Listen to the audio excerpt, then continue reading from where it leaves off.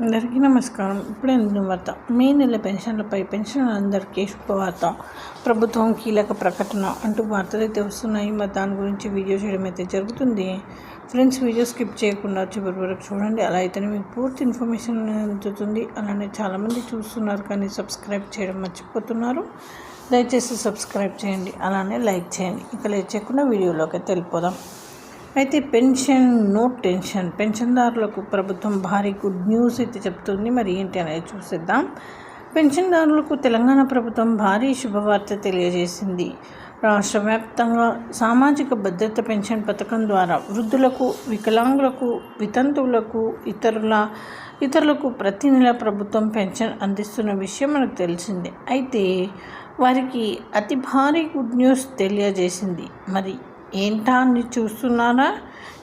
మన ఛానల్ని చూస్తుండండి, తెలుసుకుందాం. గత 5 సంవత్సరాల కాలంలో 2.24 లక్షల మంది పెన్షన్దారులకు సొంత గ్రామాలకు వదిలి ఇతర ప్రాంతాలకు వలసలు వెళ్ళినట్లుగా గుర్తించింది. అయితే వారు 3 నెలల పాటు పెన్షన్ తీసుకోకపోతే పెన్షన్ జాబితా నుంచి పేరునైతే తొలగించారు. అయితే వారు సొంత ఊరికి వెళ్ళి ఉన్న వారికి మళ్ళీ పెన్షన్ పునరుద్ధరణకు ప్రభుత్వం చర్యలు చేపట్టింది. వలస వెళ్ళి సొంత గ్రామానికి చేరుకున్న వారికి ప్రభుత్వ నిర్ణయం భారీ ఊరట కలిగించింది. పెన్షన్ కోసం అనేక పాటలు పడుతూ అధికారుల చుట్టూ తిరుగుతున్నారు. అయితే అధికారులు కూడా ప్రభుత్వ నిర్ణయం మేరకు 3 నెలల పాటు పెన్షన్ తీసుకుని వారి జాబితా నుంచి తొలగించడం వల్ల ఏమీ చేయలేని పరిస్థితి నెలకొన్నది.